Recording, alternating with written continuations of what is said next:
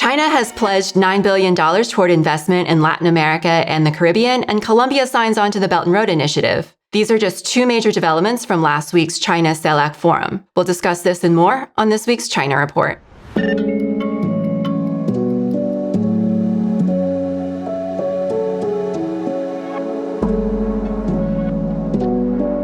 Welcome to the China Report, a news show produced in collaboration with Pivot to Peace, where every week we'll be helping you sort through the propaganda with an independent view of the country that we're taught to hate, but know so little about. I'm Amanda Yee. These are this week's headlines. China's Ministry of Education has issued new guidelines around the use of AI in schools. According to the new regulations, primary school students are prohibited from independently using AI tools that generate open-ended content, which could allow them to use AI to do their assignments for them. Teachers are now also required to ensure that AI can only play a supplementary role in education, but not replace human-led instruction entirely. The guideline outlines a plan to develop a tiered AI education system. At the primary school level, the focus will be on fostering interest and offering hands-on AI experiences. In middle school, students will delve into AI logic and problem solving, gaining theoretical and practical understanding. At the high school level, students will apply what they've learned to design and optimize AI models while developing interdisciplinary and systems-level thinking. According to a Ministry of Education official, support for rural schools will also be strengthened with greater teacher exchanges and resource sharing aimed at bridging the AI education gap between urban and rural areas. Defying U.S. export controls on semiconductors, China has developed the world's first advanced ocean simulation system. The ultra-high-resolution system, named LICOMK++, was built by teams from the Chinese Academy of Sciences Institute of Atmospheric Physics and Computer Network Information Center. It's the world's first ocean microscope and has an unprecedented resolution of 1 kilometer or 0.6 miles. The system has broken computational barriers to deliver unparalleled precision in modeling global ocean dynamics and climate patterns. The ultra-high-resolution simulator allows scientists to analyze intricate oceanic processes with groundbreaking clarity, significantly enhancing predictions for extreme weather events such as typhoons, marine heat waves, and floods, which would strengthen disaster planning. The key to improving the accuracy of climate predictions lies in an ocean simulator, but simulating the ocean at high resolution, which requires immense computational power, has become a major challenge in climate science. The innovation highlights China's push to overcome high-performance computing challenges and achieve self-reliance in critical technologies amid strict U.S. chip embargoes. China has begun allowing some shipments of rare earth minerals under new export control rules, but the slow pace of approvals threatens disruptions to global supply chains. That's according to industry experts. Beijing in early April placed export restrictions on 7 rare earth elements and permanent magnets that are key to the weapons, energy, and automotive industries.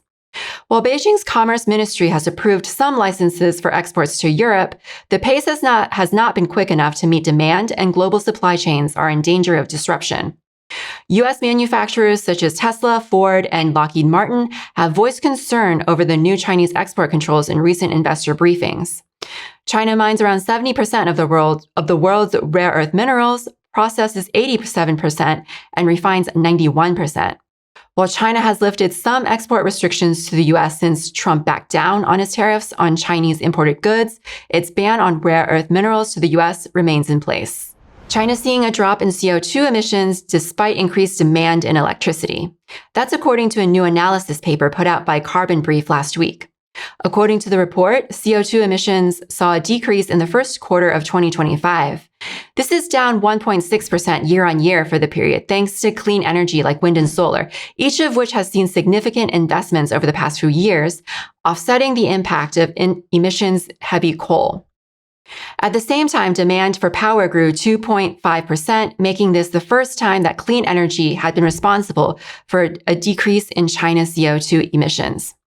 This signals that carbon emissions in China could have hit its peak even before the 2030 deadline that Xi Jinping had announced in 2020.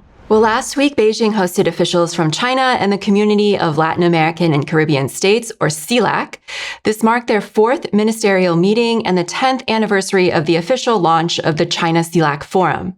The officials gathered to reaffirm their commitment to multilateralism and discussed how they could strengthen their partnerships in trade, finance, investment, science and tech, and infrastructure. To discuss this, we are honored to have on Zoe Alexandra. Zoe is a journalist and the editor of People's Dispatch. Zoe, welcome to the China Report. Thank you so much for having me. Of course. Well, we're really glad to have you on. Maybe to get started, I'm curious to know, what were some of your key takeaways from this year's China-CELAC summit? And what were some of the more significant agreements made between China and these Latin American and Caribbean countries? Yeah, well, I think this was a historic summit for a lot of reasons. And I think on one hand, there's a lot of political significance of this being not only the 4th summit of China and CELAC, but also the moment within which it takes place. And, the participation that there actually was at this summit. It's a ministerial meeting, but not only did President Xi Jinping address the summit, and give kind of the keynote address to this forum, but also Latin American heads of state were present, including Colombian President Gustavo Petro, Brazilian President Luis Inácio Lula da Silva, and even Chilean President Gabriel Boric, in addition to Dilma Rousseff, who's a former Brazilian president and currently head of the New Development Bank, commonly called BRICS Bank. So the fact that all of these people were present, participating, and then also holding bilateral meetings before and after is a huge kind of significance in terms of what this meeting meant and the importance that it is given both within China and in Latin America. Also, again, when did this meeting happen? It happened right after the Victory Day celebration in Moscow, which of course, people were in the region. They continued to have this summit, but it is significant that, not all of the Latin American heads of state participated in the Moscow gathering, but the fact that this hugely consequential economic and trade summit was held between China and Latin America happened right after this kind of forbidden celebration in Moscow, where actually Western European leaders said that any European leader who attended the celebration in Moscow was a huge disgrace.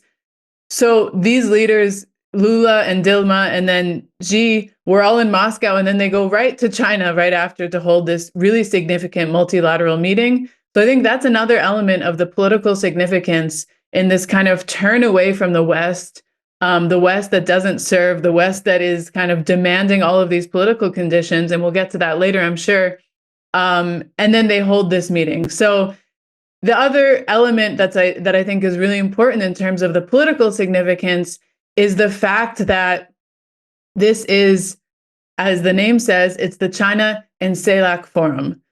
This is not the China and Latin America kind of, a made-up construction that China made to engage with Latin America. No, this is CELAC, which is a regional bloc that was created by Latin American leaders in 2015 during the Progressive Tide to say, this is the forum that we're going to create to engage with the world and to engage with each other. And this is important because the U.S., when it engages with Latin America, it insists that it be through what is the now deeply delegitimized Organization of American States, OAS, which has long been a tool of the United States to impose its political will, to impose all of its conditions, and to even define what Latin American states can even participate. As we know, Cuba has been left out of and expelled really from the OAS for decades. So the fact that China holds a meeting that's China and CELAC cannot be kind of undermined as a level of political importance and significance. This is saying we recognize the forum that we've created, and this is the forum that we're going to engage in. And of course, there's other bilateral meetings that happened, but this is a huge boost to Latin American sovereign regional integration processes. Then, of course, there's a huge amount of agreements that were announced, that were signed, And they're all really, really significant. I'll try not to go into too much detail, but I do think that it's important to highlight some of these things because we're going to get to kind of perhaps this sort of US versus China and Latin America comparison. And I think this is extremely evident in what actually was agreed upon because, it's just of a different character and a different nature. So, I think if people are interested, you should really read Xi's address to the meeting. It's really powerful. It's moving. And it starts by mentioning the obvious current conjuncture, which is the tariff wars and the trade wars. And he said something which I think is really important, which he said, there are no winners in tariff wars or trade wars. Bullying or hegemonism only leads to self-isolation. China and LAC countries are important members of the global South. Independence and autonomy are our glorious tradition. So right off the bat, highlighting that this is a different kind of meeting. We're coming to different kind of agreements, and we are coming to this space respecting autonomy and respecting independence. Of course, completely different tenor from anything you would hear in the Latin America-US summit. And some of the agreements, he announced essentially 5 main areas of agreements between CELAC and China. And speaking to different areas, it's not just about investment for technological development. It actually goes much further than that. So he outlined 5 main areas: a solidarity program. This is, largely speaks to kind of general political cooperation and coordination. So exchanges with Latin American political parties, Latin American politicians, and Chinese politicians, and kind of, political organizing. How actually does it organize? How is the administration done, et cetera? Lessons, learning, and also encouraging and strengthening efforts of both Latin America and China to intervene in multilateral institutions and organizations, and working for the respect of the United Nations. I think this is really important to put on the center because a lot of these international organizations, the United Nations, the WTO, are bodies that are dominated by the United States, and other, global South nations have attempted to kind of intervene to try to actually make an impact and change, in a lot of cases, demanding changes in the system of governance of these institutions and trying to build this kind of global movement, demanding that the US dominance in these multilateral spaces be decreased. So that's really significant. The development program that was agreed upon is largely about trade and economic cooperation and, strengthening what's already there, which is a lot of trade with regards to agriculture, food, energy, and minerals, but importantly, calling for the expansion of cooperation with regards to clean energy, the digital economy, and artificial intelligence, which of course we know China is a global leader in these sectors. There's also, importantly, a pretty large credit line that was extended to Latin American countries for development. There's other aspects that were announced, which are more about exchanges and mutual learning and dialogue and cultural exchange. And I think this is really important because it's not just about, okay, let's strengthen our trade relations, let's get more investment, let's see what infrastructure can be built, but actually it's about, exchanging culture, having this dialogue.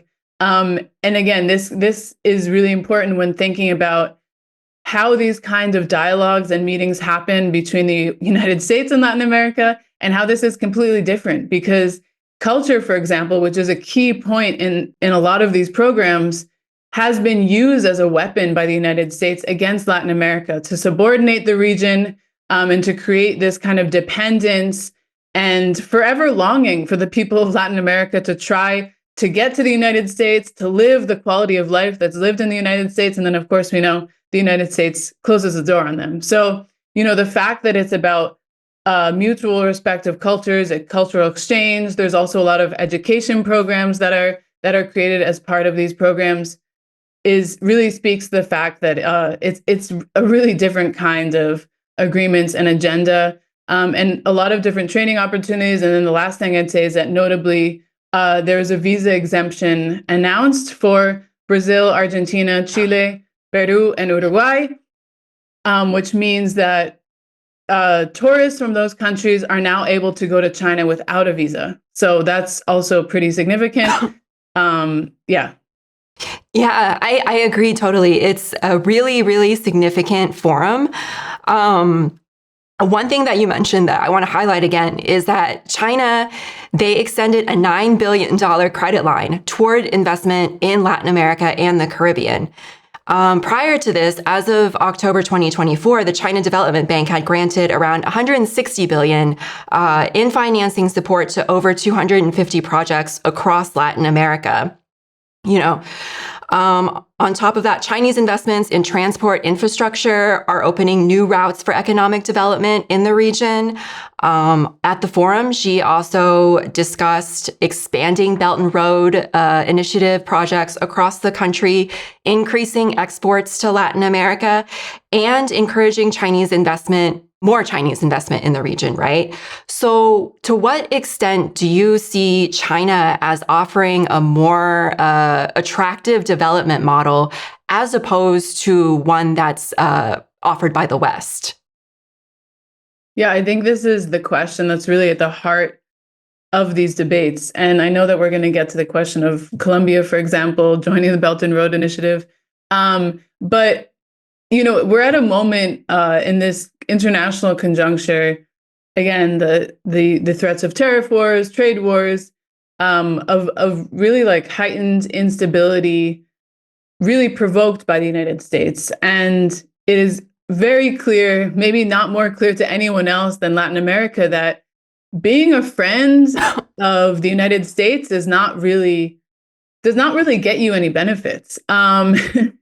If you have great economic relationship with the United States, great political relationship, what does this actually mean? It means that your country, that your people, that your economic institutions, that really your whole decision making is subordinated to the United States. For example, the U.S. in Latin America has imposed such strict conditions that even within the region, its junior partners in Latin America are not even able to engage in trade with its natural neighbors and its natural trading partners. For example, countries in the region face huge restrictions when engaging with Cuba and Venezuela, just because the United States does not like their political model. Mm-hmm. That's a ridiculous condition. Colombia, for years, had cut diplomatic ties with Venezuela, who its neighbor. It's a people who share centuries of history together. And just because the United States was a major economic and political partner with Colombia, they were and of course, because their bourgeoisie is extremely anti-communist and it's, of course, politically convenient. But because of all these scenarios, they didn't have economic ties. They didn't have a political relationship with its neighbor. So what does it mean to have a good relationship with the United States? Well, it means surrendering your sovereignty. And it's funny because if you just Google CELAC China Summit, all of the Western think tanks, the Atlantic Council, the Heritage Foundation, all of these different organizations, even the liberal ones, are writing these think pieces, these deep reflections about why is it that Latin America is attracted to relationships with China.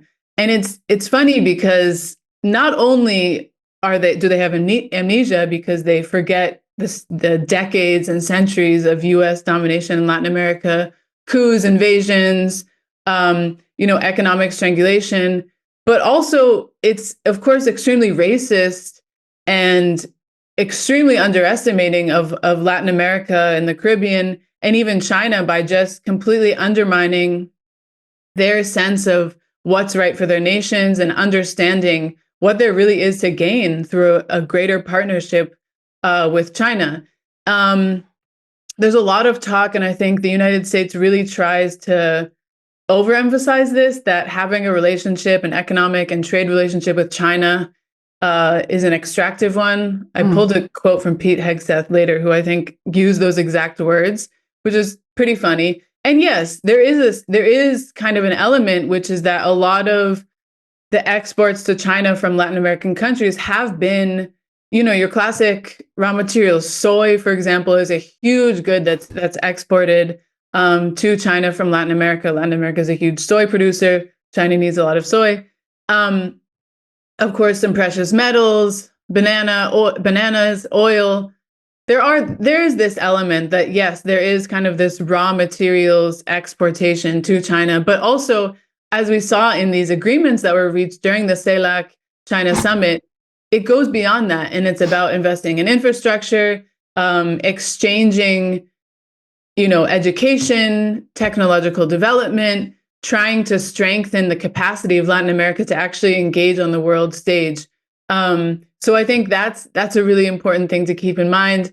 Vijay Prashad has covered this a lot, and he wrote an article about the APEC Forum in November and kind of pointed to this, hilarious, sad contradiction where, Xi Jinping is there to inaugurate the very impressive $3.6 billion Chancay port, which of course completely revolutionizes the ability for Latin American countries, not only Peru, but of the region, to engage in trade with China. Of course, it cuts shipping times. It really changes the game. Mm-hmm. And then you have Joe Biden, who was also at the forum and offered used metro cars. So, the comparison couldn't be clearer. The US is trying to just placate Latin America and say, well, we can give you used metro cars and you can continue being our lackeys, whereas there's actually a pathway to the future when you engage with China. And, we've seen that several, former Southcom head Laura Richardson had been alerting to this a lot. And actually, it was her who said the extraction quote. She said, "I'd like to say what the PRC is doing looks to be investment, but really I call it extraction at the end of the day." And that's just a hilarious, comment by someone who is the commander of the Southern Command of the U.S. Army, which for some reason needs to have an entire command in a region that's not theirs. So that really just speaks to this kind of huge disconnect. Yeah, there's a lot that you said that I want to dig deeper into a little bit later. But you did mention Colombia a few minutes ago, and that is something really important. Another important development that came out of this forum was that Colombia signed on to the Belt and Road Initiative for the first time, and it's significant because Colombia has historically been a U.S. ally in the region. So I'm curious, can you talk a little bit about the importance of this development? Do you think this signals a foreign policy shift on their part, or even a new stage of China-Colombia relations? Yeah, it's definitely significant. For those of you who don't know, Colombia was often nicknamed the Israel of Latin America. It's one of the countries that has over 7 U.S. military bases. There has been decades of military cooperation. One of the most significant moments was during Plan Colombia in the 2000s, where U.S. mercenaries and U.S. soldiers were all over the country training death squads, essentially, in the country. And of course, the U.S. is one of Colombia's major trading partners, largely in the export of raw materials like oil, coal, coffee, gold, and even refined oil. So it is really significant that the government of Gustavo Petro would actually join the Belt and Road Initiative. And again, I think it is really significant that he himself actually traveled to Beijing for this meeting. He was not in Moscow. He really went to China specifically for this meeting. And it is very significant. A lot of Latin American countries already had pretty high rates of imports from China, importing different goods, et cetera. But of course, joining the Belt and Road Initiative is about more than trading. It's about being part of an infrastructure project. It's about creating infrastructure that not only connects these countries to China, but also regionally. And so creating, for example, when you have the construction of this port in Peru, okay, now how can the countries in Latin America that are part of the Belt and Road Initiative, that have strong relationships with China, how can they use that port to actually advance their own economic development and advancement. So this is really important. I think, again, the government of Gustavo Petro has taken a lot of steps in a different direction than other governments in Colombia. As I mentioned, the Colombia has been ruled by a very recalcitrant, anti-communist, extremely pro-U.S. bourgeoisie for decades. The country has been in a protracted internal armed conflict. So, of course, when you have a former guerrilla fighter who actually is not opposed to communism, who believes in humanist values, he has taken many, many decisions that are a huge departure from previous governments. So, strengthening relationships with China is part of that. Calling for Cuba, for example, to be removed from the state sponsors of terrorism list.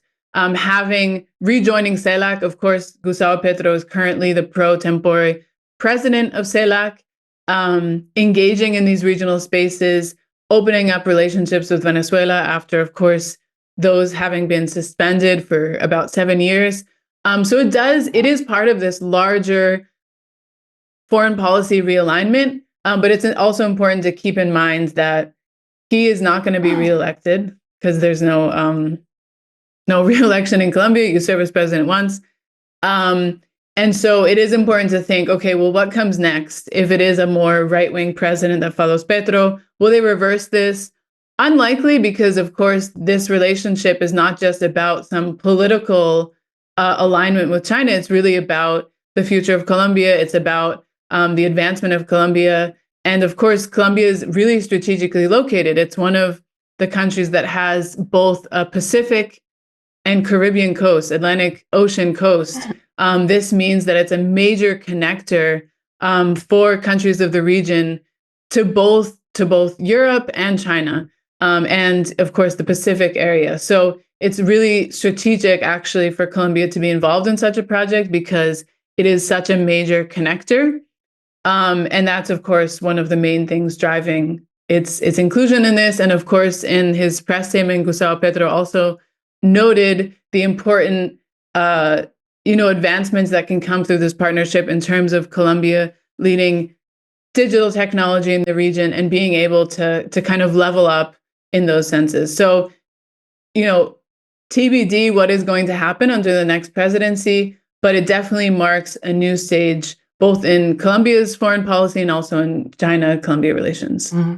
Another thing that you alluded to a few minutes ago that I want to go back and expand on is, mainstream media coverage of the China-CELAC summit.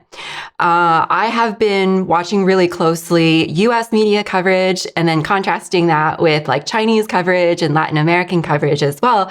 And the differences couldn't be more stark, right? If mainstream media would have you believe the agreements and initiatives that were brought forth at the summit is China trying to expand or exert its influence on Latin America and the Caribbean. In this one Atlantic Council article that I read covering it, it said that China is expanding ambitions to exert greater influence in Latin America and the Caribbean. A Reuters article said this was China's bid to rival U.S. influence. Latin American journalists that I've been following, on the other hand, they paint a completely different picture. The words that they use to describe it are, South-South cooperation, mutual benefit, mutual aid, friendship, understanding, words like that, right? So I'm curious because you follow Latin America and cover it pretty closely for People's Dispatch. And you're also in touch with a lot of Latin American journalists. So I'm curious, can you shed some light on this? Can you talk a little bit about what the Latin American journalists that how they describe this? Yeah, I think it's a really interesting moment because, on one hand, you have Donald Trump, who is threatened to put high tariffs on even its closest allies. And on the other hand, you have kind of this summit where Latin American leaders are coming together with the head of state of China, Xi Jinping, to talk about further collaboration and cooperation. So I think it's pretty plain to, of course, people on the left, of course, progressives, that this is an advance. Countries don't want to remain underdeveloped. Countries want to be able to, advance their productive forces. They want to be able to not be left behind. And it is very clear that a partnership and a friendship with the United States does not advance their countries. And so even in countries where you have a very, let's say, pro-US backwards bourgeoisie that is, ideologically against communism in all ways possible, they are still, hesitant to outright reject what's happening with, trade with China, with economic cooperation with China, because they understand that actually their economies depend on it. And it's actually quite strategic and important to have a good relationship with China. And so, that means that, of course, the more left people will have perhaps this more ideological understanding that,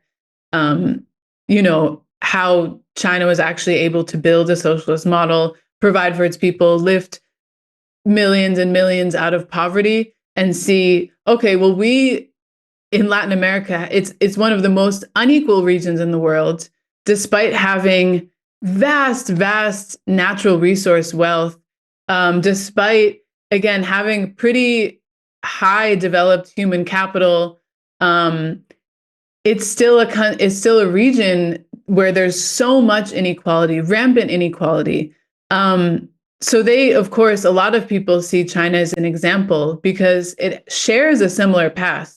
Latin American societies, of course, now the majority of most countries' populations are in the cities, comes from a very agrarian, a very rural and agriculturally focused societies. So when you look at China and you see a country that also has, a mass peasantry, precarious workers, maybe not as many white collar and formal workers, with this past, and that was able to actually advance and bring all of its people forward with it. Yeah, so I think overall there's a lot of excitement from, of course, the more progressive and left sectors, but of course, even within the more centrist conservative sectors, there is an acknowledgement that in order for the region and for these countries to advance, having a relationship and having a positive relationship with the fastest growing economy, with one of the most significant global economies is of utmost importance. So it is interesting to see this kind of liberal and conservative backlash in the United States, as opposed to genuine curiosity and interest to where these partnerships could actually bring Latin America. Again, as I mentioned before in the agreements, there's a lot of talk of partnerships, of exchanges, of cultural exchanges, educational exchanges. And that means like concrete material advances for, the countries, but also people who are involved in public sector administration, involved in the trade and commerce sectors. So I think, across the board, there is greater interest and excitement about this. I mean, I want to talk a little bit more about the U.S. mainstream coverage of this because it's been so ridiculous. I want to play this clip. This is a CNBC coverage of the summit, and it's extremely telling. In this clip, a reporter is listing out in detail some of the agreements made between Brazil and China. And she takes a couple of minutes to list out all the details. And I want you to pay attention to how the anchor responds after she reports on all this. Rolling out the red carpet for the Brazilian President Lula da Silva. Da Silva has been here for 4 days, and the two signed several agreements, essentially allowing China to invest more there in order to buy more products from Brazil. So these deals allow China to invest in mining, export infrastructure, ports. They're going to cooperate in AI, including around ports. And they also agreed to a 5-year, $157 billion currency swap agreement to facilitate some of that trade. Chinese private companies also committed money, $4.5 billion. This would help them to expand capacity in car factories, chip factories.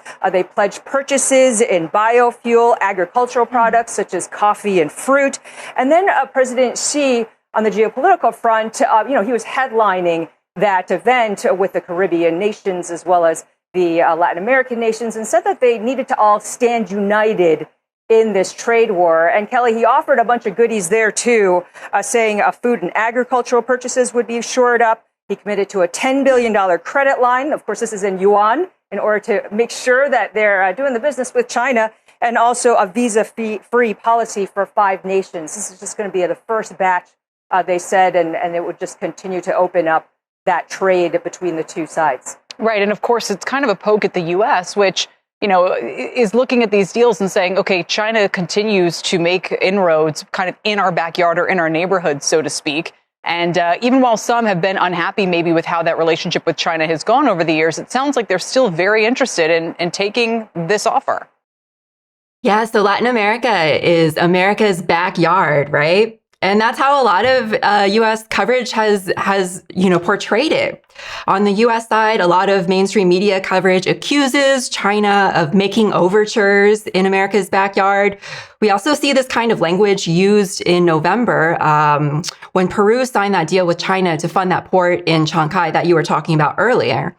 Compare this to Xi's keynote speech, which you alluded to earlier when he talked about, China and Latin American and Caribbean countries, being important members of the global South and sharing a tradition of independence and autonomy, or Chinese Foreign Minister Wang Yi, who refers to Latin American and Caribbean countries as friends whom China can work together toward a shared future. So the language is so starkly different. One is steeped in a very colonial mindset that's informed by, the U.S.'s Monroe Doctrine that seeks to limit any kind of foreign influence in Latin America. Whereas, China, the language that it uses is more of a recognition of sovereignty and benefits of mutual cooperation. So can you talk a little bit about this lingering colonial mindset that the U.S. has vis-a-vis Latin America, and, how that is compared to China? Yeah, it's honestly astonishing, but also not surprising how often they use the term backyard, and then at the same time are shocked that Latin America would want to engage with China. And it's like, if you treat someone like it's your backyard, if you treat an entire region like it's your backyard where you can invade, where you can, again, economically strangulate, where you can impose ridiculous conditions on that region at any whim that you have. Let's not forget the U.S. unilaterally included Cuba into the state sponsors of terrorism list, a move which is widely rejected by countries in the region because, again, Cuba is not some far-off nation that the U.S. can just stigmatize and attack. It's a neighbor to Latin America. It's a country that has historic ties to all of the countries in the region. It's a country that has sent doctors and medical missions to a lot of these countries in the region. They actually don't like when the U.S. has such an antagonistic and bullying mindset and attitude towards countries in the region. And again, you mentioned the Monroe Doctrine. The Monroe Doctrine never ended. The U.S. considers that no other region, no other nation can really interfere in its quote unquote backyard. Pete Hegseth, he was in Peru, interestingly, surprisingly, wanted to kind of reclaim a little bit of territory. And again, he said, quote, "Putting America first also means we're putting the Americas first." So, he also said Beijing is investing and operating in the region for unfair economic gain. And together, in order to prevent conflict, we need to robustly deter China's potential threats in the hemisphere. And it's like, could you be any more tone deaf? This is a country that has threatened to invade several countries in just the past 5 years. We're not even talking about the past several decades where, for example, Marines stormed and occupied Panama City to kidnap a sitting president and, destroyed what is a major U.S. partner in the region, Panama. This is, of course, the country that has sponsored coups, that has imposed sanctions regimes, as I mentioned, not only against Cuba, but against Venezuela, against Nicaragua. So it's just almost hallucinatory that they're shocked that Latin America would try to pursue more strategic, more respectful partnerships where actually their sovereignty could perhaps be respected, where their political will and decision making can be respected.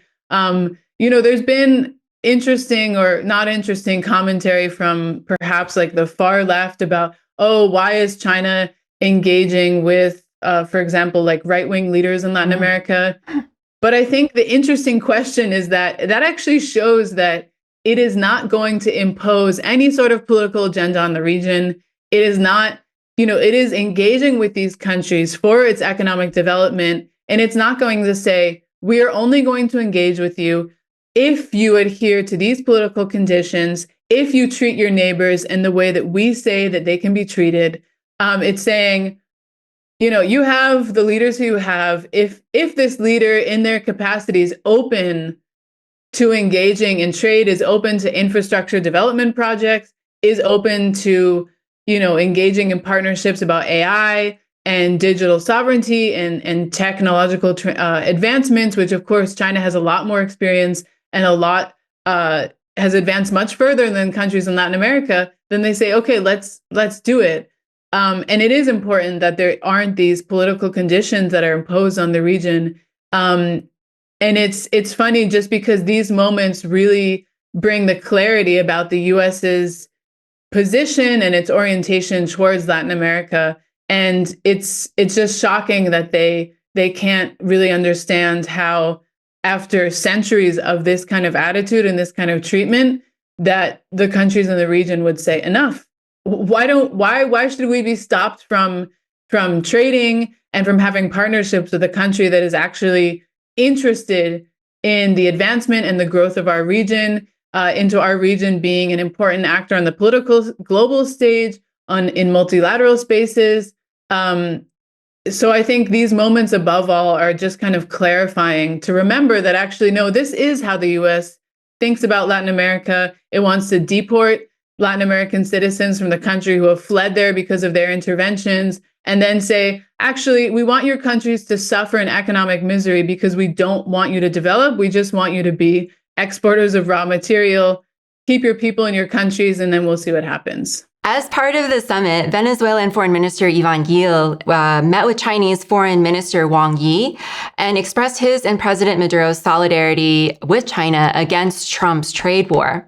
Gil said, China has proven itself to be a force for economic stability, preventing an economic catastrophe caused by the tariff war through its strength, resilience, hard work, perseverance, industry, and production. Now, Trump did back down from his 145% tariffs on Chinese imported goods last week, implementing a 90-day pause. But the economic uncertainty that this trade war brought to the global trade order has certainly done damage to the U.S. In the international arena, despite Trump backing down, right? So what do you think the chaos of this last month and a half, what has it signaled for the future of relations with Latin America and the Caribbean for both the U.S. and China? Well, I think, Donald Trump in many ways has revealed the true nature of what the U.S. is, what U.S. imperialism is, and what it means to be kind of a friend of the United States. Actually, being a friend of the United States, as I said earlier, does not really guarantee you any assurance to economic stability, to economic growth, and to economic well-being of your people. Again, I think the fact that some of the closest allies of the United States were hit with these reciprocal tariffs. Of course, they were suspended for 90 days, but they still, were told, we're going to do this. And now you must negotiate with us to get this number a little bit down. I think it just reveals what it means to be a friend of the United States. And that actually, if you have the US as your most dominant trading partner, you're kind of in trouble, because this is, people will say, well, Donald Trump is the erratic one. He's the one who's making all these crazy decisions. But it's not just Donald Trump. That is how the US ruling class functions. And I think what was interesting is that before all of the reciprocal tariffs were even imposed, if we remember in January, Colombia was the first nation to be threatened kind of as a reactionary move by the Trump administration with a 25% tariff. And this threat came because Colombia refused to receive deportation planes from the United States in these military planes where the migrants were handcuffed, where they were kept with no air conditioning, and where they were really just in miserable, inhumane conditions. And Gustavo Petro basically told the Trump administration, we will not accept the planes. We will not accept that migrants are given this treatment. And this is the stand we're making. And what was the response of the Trump administration? You don't like how we're treating your migrants? We're going to slap on a 25% tariff. And this sent a shockwave through Colombia because, of course, the U.S. continues to be the major destination for Colombian exports of oil, of flowers, of coffee, of other goods. And so, this was a threat that actually had a huge impact in the business community. We know now, of course, that within 24 hours, there were negotiations and this was resolved. Trump backed down. And then the deportation flights resumed with better treatment of the migrants.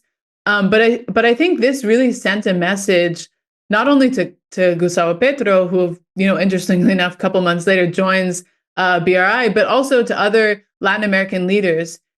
Not only is it an extremely unstable economic decision to be, have the U.S. as its major trading partner because of possible reciprocal tariffs, but also now tariffs are being wielded as political punishment. Which is exactly what happened in January when kind of this back and forth happened between Petro and Trump. The other element is all of these, trade between Latin America and China has grown significantly between the 2000s and now. There has been a massive jump in terms of exports and imports between the region and China.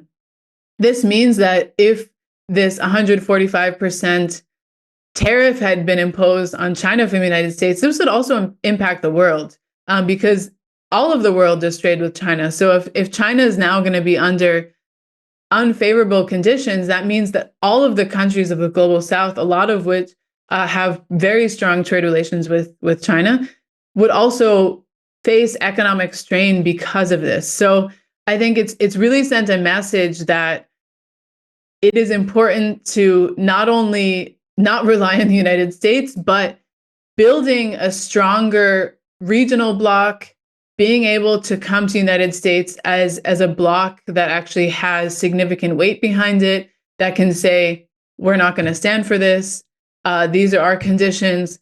I think that's becoming more and more clear that it's not enough to just be a single nation isolated trying to deal with the United States, because it will use every tool in its arsenal to impose conditions which are unfavorable for these countries, for their economies, for their people, and that there actually is another way. There is another way to engage in economic cooperation. There's another way to trade. There's another way to have relationships. And that's what we've seen, not only in the CELAC China Forum, but of course in BRICS Plus and all these other multilateral institutions that are merging from the global South, of countries that are suffering under similar conditions, under being under this chokehold of the US dollar, of having to service debt instead of pay for social programs. Sri Lanka is a great example of this. A progressive government won, but the previous government made a massive agreement with the IMF. And now, how do they actually deal with the fact that they have to pay the IMF back?